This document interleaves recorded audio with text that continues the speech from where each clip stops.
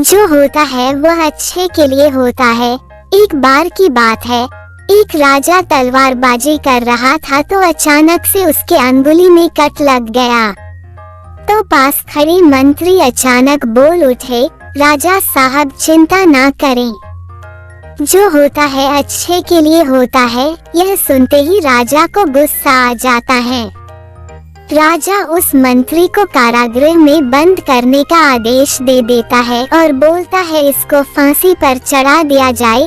यह सुनकर मंत्री घबरा गया। उसने राजा से निवेदन किया, महाराज, मैंने आपके यहाँ इतने वर्षों तक काम किया है, क्या आप मेरी अंतिम इच्छा पूरी नहीं करेंगे? राजा बोला, ठीक है, बताओ क्या है तुम्हारी अंतिम इच्छा? मंत्री बोला, कृपया मुझे 10 दिन का समय दीजिए, उसके बाद आप मुझे जो चाहे वो सजा दे दीजिए। राजा ने उसकी अंतिम इच्छा मान ली। राजा दूसरे दिन अपने सैनिकों के साथ जंगल में शिकार पर निकला।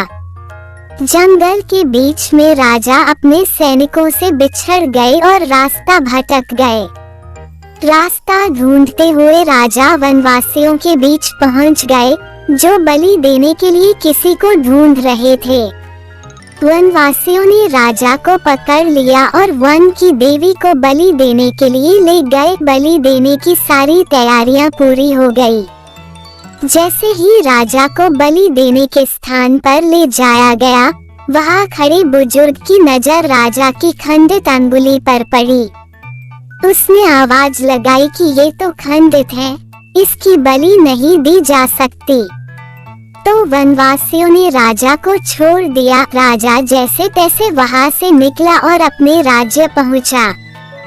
सबसे पहले कारागृह में अपने मंत्री से मिलने पहुंचा। राजा ने मंत्री से कहा, आपने सही कहा था, अगर मेरी अंगुली नहीं कटी होती तो मैं जिंदा नहीं होता, यानी जो होता है वो अच्छे के लिए होता है। राजा ने फिर पूछा, मेरा तो फायदा हुआ, लेकिन आपका कैसे फायदा हुआ?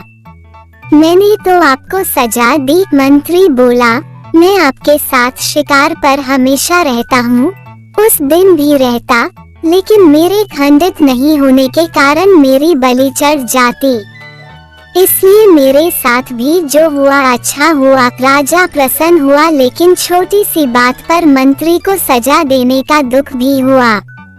इसलिए राजा ने मंत्री को कारागृह से निकलकर फिर से अपने साथ रख लिया।